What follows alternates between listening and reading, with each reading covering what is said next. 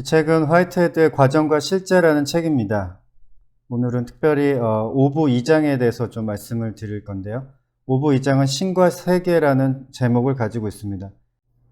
제가 화이트헤드의 과정과 실제라는 책을 읽은 것은 2008년 정도 될 것 같습니다. 그때 처음 이제 화이트헤드의 책을 읽었을 때 제가 든 느낌이 어땠냐면 내가 철학책을 처음 읽어서 참 이해가 안 되나 보다라고 생각을 했습니다. 철학을 잘 모르니까 여러 가지 철학적인 용어들이 생소할 수밖에 없죠. 그래서 철학을 참 이해하기 어렵구나라고 생각을 했습니다. 근데 또 미국에 가서 제가 이제 화이트헤드의 이 책을 원서를 읽게 되었습니다. 그때 든 생각은 어땠냐면 이게 영어를 내가 잘 못해서 이해를 못하는구나 라고 생각을 했습니다.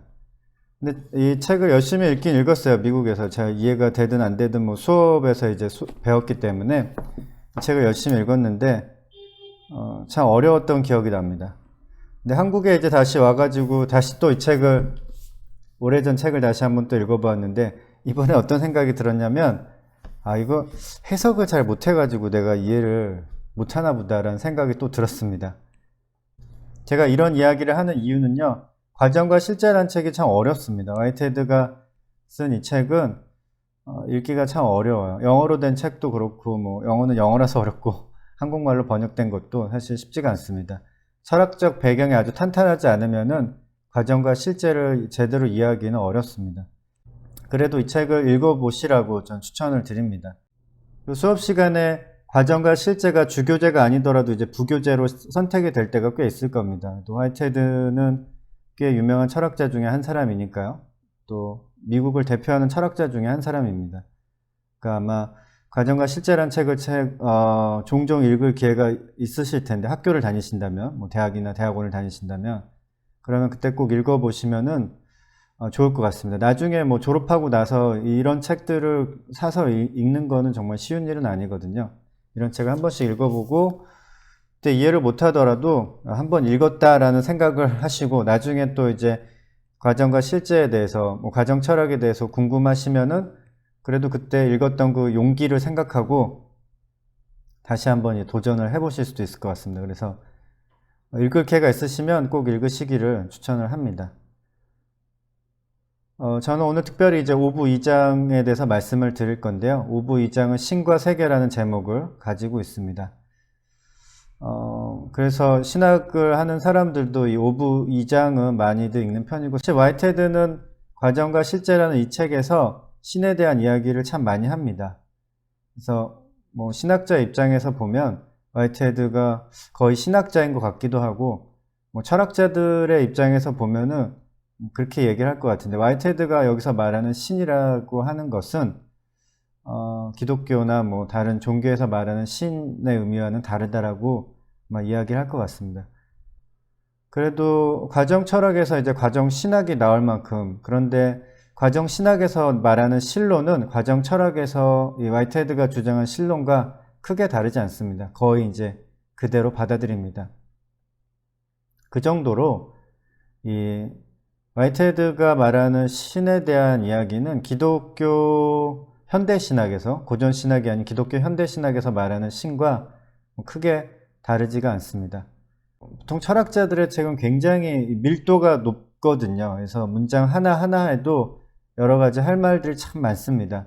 그래서 5부 2장이 그렇게 긴 내용이 아니지만 이것을 또 제대로 다루려면 여러 가지 복잡한 이야기들을 해야 되고 또 중요한 점을 놓칠 수 있기 때문에 저는 오늘 두 가지 요점에 대해서만 말씀을 드리도록 하겠습니다. 첫째, 이 5부 2장에서 나온 내용입니다. 첫째, 신의 본성은 양극적이다. 이게 5부 2장에서 꼭 생각하고 짚고 넘어가야 될 부분 중에 하나입니다. 중요한 부분을 한번 읽어보겠습니다. 제가 가진 책에 아마 이게 지금도 이 버전인지 모르겠는데 제가 가진 책에는 이제 653페이지에 나온 내용입니다. 그러므로 모든 현실적 존재와 마찬가지로 신의 본성은 양극적이다. 신은 원초적 본성과 결과적 본성을 갖고 있다. 신의 결과적 본성은 의식적이다. 그것은 신의 본성의 통일성에 있어서의, 그리고 신의 지혜의 변형을 통한 현실 세계의 실현이다. 원초적 본성은 개념적이며 결과적 본성은 신의 물리적 느낌들이 신의 원초적 개념들 위에 짜여 들어간 것을 말한다. 나름 이 책에서는 좀 굉장히 쉬운 단락 중에 하나인데도 이렇게 읽으니까 무슨 말인지 좀 애매한 부분들이 있죠. 중요한 것은 신을 이렇게 신의 양극성을 나눈 것입니다. 신의 양극성이 하나는 원초적 본성이라는 것이고요. 다른 하나는 결과적 본성이라는 것입니다. 화이트헤드는 신을 이렇게 신이 두 가지 극을 가지고 있다라는 주장을 했습니다. 그래서 신의 원초적인 본성은 추상적이고 개념적인 본성입니다. 우리가 하나님을 완전하다고 이렇게 고백하고 말하기도 하는데요. 그 완전에 해당하는 본성이라고 할 수 있습니다. 신의 원초적 본성은 화이트헤드의 말로 표현하면 화이트헤드의 말입니다. 절대적으로 풍부한 가능태의 무제한적인 개념적 실현입니다. 이것도 어렵죠. 여기서 중요한 것은 개념적이라는 말, 그리고 이제 무제약적이라는 말, 그리고 현실태라는 말이 중요할 것 같습니다. 개념적이라는 말은 구체적이 아니다라는 뜻이고요. 추상적이라는 뜻이고요. 여기서 무제약적이라는 말은 모든 존재에 영향을 미칠 수 있다. 미칠 수 있다가 아니고 영향을 미친다는 거죠. 영향을 미친다는 거고요. 무제약적으로. 그 다음에 현실태라는 것은 하나님도 이 세상에 있는 모든 존재와 같은 그런 형이상학적 특징을 가진 존재 중에 하나다라고 이야기를 하는 겁니다. 그렇다고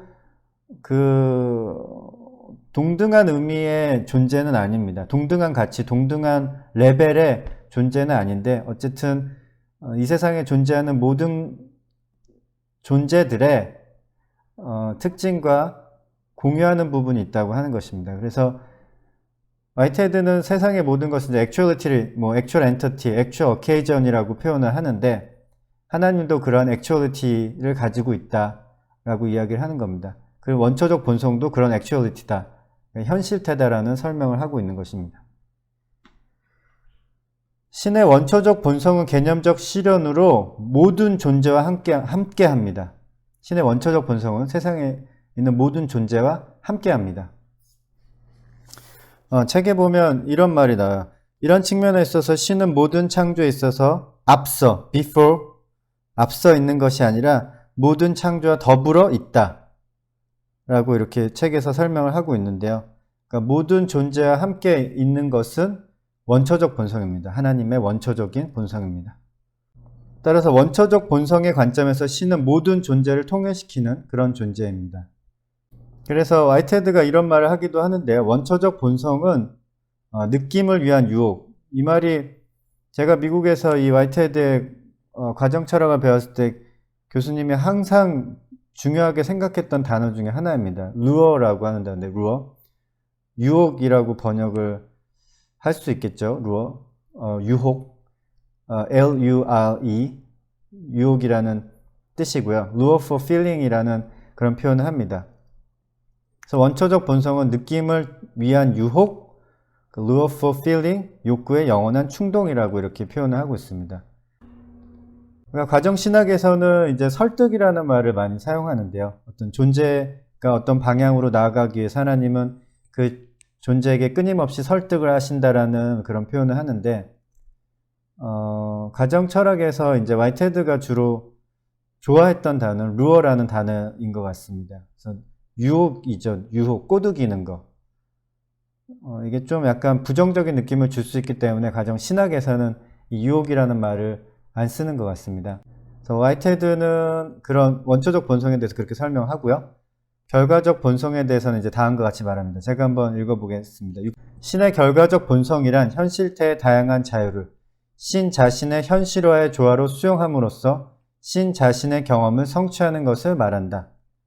그래서 신의 결과적 본성을 통해서 신은 세상을 의식하고 경험하고 자신의 존재를 확장할 수 있습니다. 원초적 본성은 변하지 않는 완전한 것이라면 결과적 본성은 수시로 변하고 확장되는 특성을 가지고 있습니다. 끊임없이 스스로를 확대시키는 본성이 바로 결과적 본성입니다. 이런 의미에서 신은 일자이면서 다자라고 그런 식으로 표현합니다. 658쪽에 나온 구절은 제가 화이트헤드의 철학을 배울 때마다 항상 교수님들이 중요하게 생각하고 읽었던 구절인데 이게 약간 시와 같은 문장이라서 교수님들이 좀 좋아했던 것 같은데 제가 한번 읽어보겠습니다. 신은 항구적이고 세계는 유동적이라고 말하는 것은 세계는 항구적이고 신은 유동적이라고 말하는 것과 마찬가지로 참이다. 신은 일자이고 세계는 다자라고 말하는 것은 세계는 일자이고 신은 다자라고 말하는 것과 마찬가지로 참이다. 세계와 비교할 때 신이 탁월하게 현실적이라고 말하는 것은 신과 비교할 때 세계가 탁월하게 현실적이라고 말하는 것과 마찬가지로 참이다. 세계가 신에 내재한다고 말하는 것은 신이 세계에 내재한다고 말하는 것과 마찬가지로 참이다. 신이 세계를 초월한다고 말하는 것은 세계가 신을 초월한다고 말하는 것과 마찬가지로 참이다. 신이 세계를 창조한다고 말하는 것은 세계가 신을 창조한다고 말하는 것과 마찬가지로 참이다. 사람들이 이 부분을 읽으면서 이제 좋아하는 이유는 이 표현들이 되게 역설적이면서 진리를 포함하고 있다고 생각하기 때문인 것 같습니다. 신은 일자이면서 세계는 다자라고 말하는 것은 세계는 일자이고 신은 다자라고 말하는 것과 마찬가지이다. 뭐 이런 식의 표현이 잘 생각해 보면 맞는 것 같거든요. 그러니까 신의 원초적 본성과 결과적 본성을 나누어서 생각을 해볼 때 그것이 이제 신의 원초적 본성이 하나지만 그것이 이제 다자로 흩어지게 되고 또 세상에 존재하는 것들이 무수히 많이 있지만 그게 신이라는 일자에게 모여지는 것 같고 그런 식으로 생각을 하게 되면 이 문장이 참 오묘하게 진리를 포함하고 있다고 생각을 할 수 있습니다. 그래서 마지막 문장도 저는 참 마음에 듭니다. 신이 세계를 창조한다고 말하는 것은 세계가 신을 창조한다고 말하는 것과 마찬가지이다. 마찬가지로 참이다. 굉장히 또 신성모독적으로 들릴 수 있는데요. 세계가 신을 창조한다 라고 할 수 있으니까요. 그러나 이것도 이제 원초적 본성과 결과적 본성을 나누어서 생각을 해보면 또 어느 정도 이해할 수 있는 부분입니다. 신을 창조한다고 하는 것은 신의 결과적 본성에 대한 이야기입니다. 신의 원초적 본성을 창조하는 것은 아니고요. 그래서 신이 더 아름다워진다는 표현도 약간 신성모독적으로 들릴 수도 있겠네요. 더 아름다워지고 더 경험이 풍부해지고 더 많은 것을 느낄 수 있도록 세계가 신의 형성에 도움을 준다. 여기서 신의 형성에 도움을 준다는 것도 결과적 본성에 대한 이야기입니다. 이런 식으로 좀 나누면은 신의 완전한 부분과 그리고 확장되고 변하는 부분에 대해서 좀 설명을 할 수 있는 부분이 더 생기게 됩니다. 과정과 실제, Process and Reality의 5부 2장에 대해서 제가 설명을 드리고 있는데요. 첫 번째 이야기는 신은 원초적 본성과 결과적 본성으로 나눌 수 있다. 신은 양극성을 지니고 있다. 라는 것이 이 5부 2장의 주요한 내용 중에 하나입니다. 두 번째입니다. 두 번째는 신이 다른 모든 존재와 다른 점이 한 가지가 있습니다. 신이 모든 다른 존재와 똑같다면 신을 신이라고 할 수가 없겠죠. 그래서 신이 가진 다른 점이 하나 있는데요. 그것이 이제 5부 2장에 잘 나타나 있습니다. 그래서 딱 한 문장으로 하면 신은 현재만이 있습니다. 신은 과거와 미래가 없고 현재만이 있습니다. 이것이 신이 다른 존재와 다른 점입니다. 그래서 화이트헤드 과정 철학에 따르면 신과 다른 존재의 근본적인 차이점이 이런 것이고요. 다른 모든 존재는 전이라는 것을 합니다. 영어로는 이제 transition이라는 표현을 쓰는데요. 그러니까 모든 존재가 신을 제외한 모든 존재가 하는 것이 두 가지가 있습니다. 화이트헤드 과정 철학에 따르면 하나는 합생이고요. concrescence. 다른 하나는 전이입니다. transition이고요. 발음하기도 어렵습니다. 합생은 우리나라 말도 어렵지만 concrescence 영어로도 발음하기가 어렵고 아마 영어 단어도 이런 단어를 처음 보신 분들이 많을 거예요. 저도 과정 철학을 제외하고는 이 단어를 본 적이 없습니다. 또 전이라는 것은 그래도 뭐 평소에 쓰는 단어기도 하죠. 근데 세상의 모든 존재는 이 합생과 전이를 하게 되는데요. 신은 전이를 하지 않습니다. 신은 트랜지션이 없습니다. 화이트헤드가 생각하는 실제라고 하는 것은요, 실제, 그러니까 모든 존재는, 화이트헤드가 생각하는 모든 현실적인 존재는 나타났다 사라지고, 다시, 새로운 존재가 다시 나타나는, 그런 모습입니다.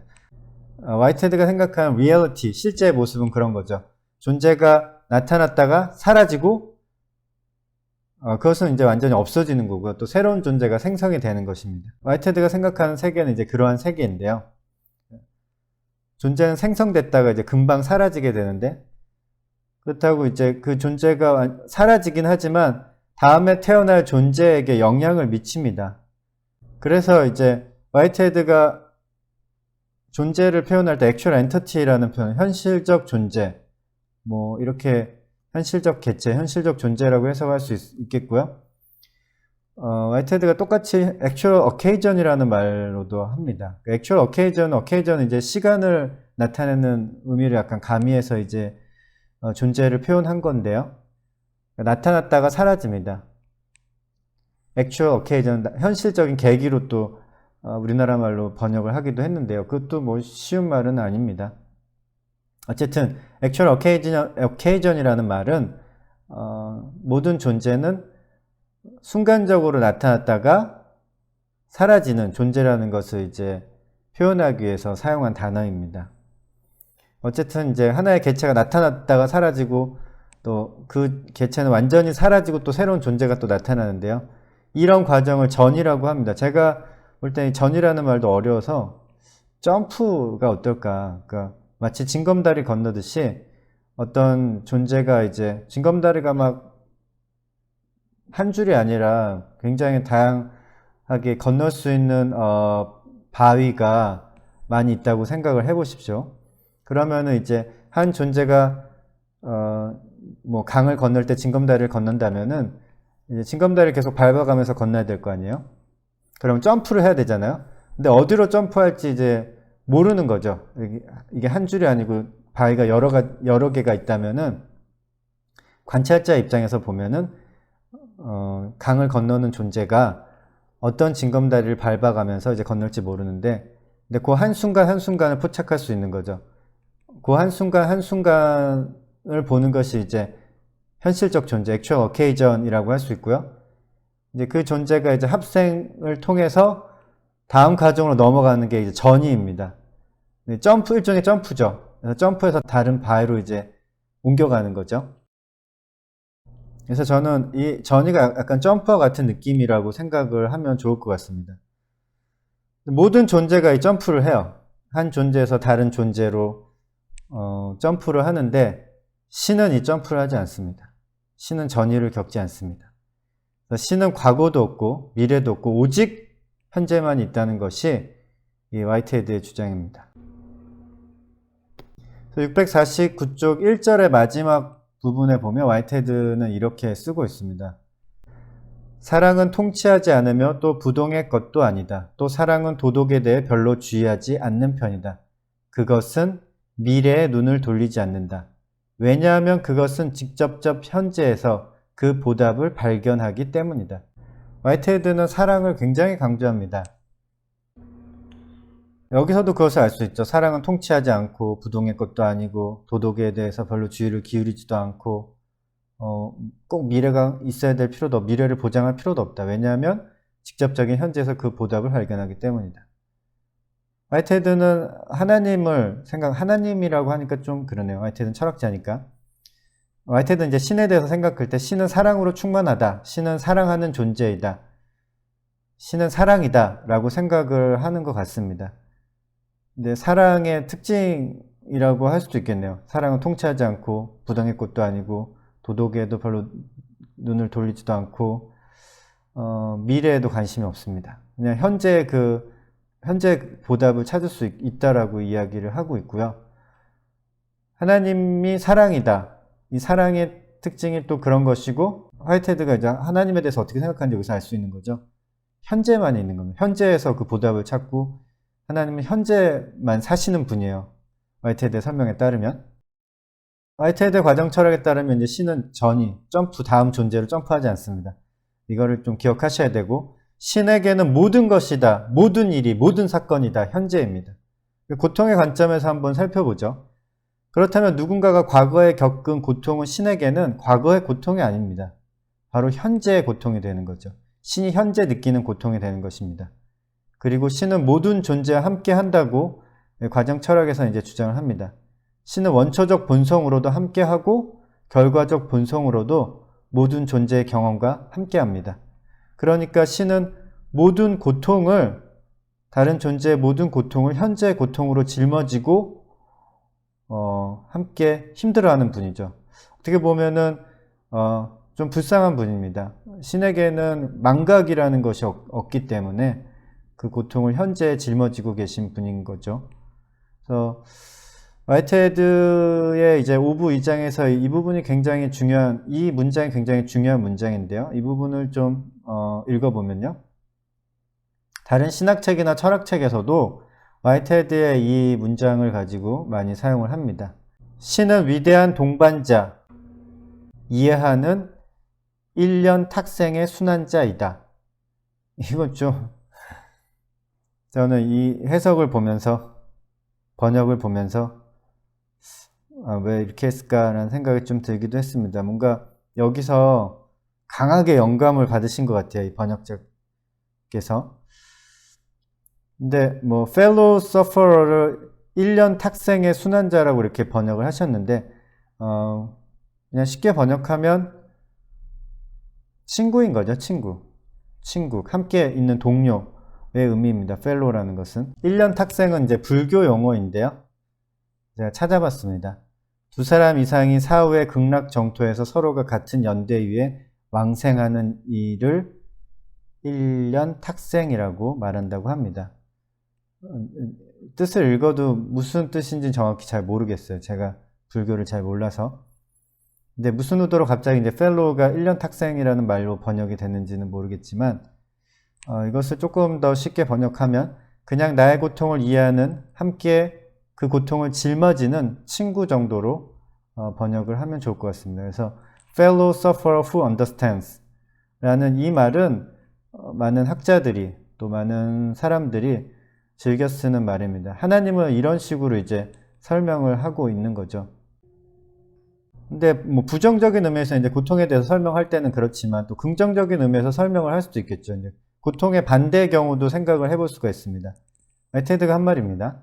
세계에서 이루어지는 것은 천국에서 실제성으로 변형되고 천국에서의 실제성은 세계로 되돌아 이행한다.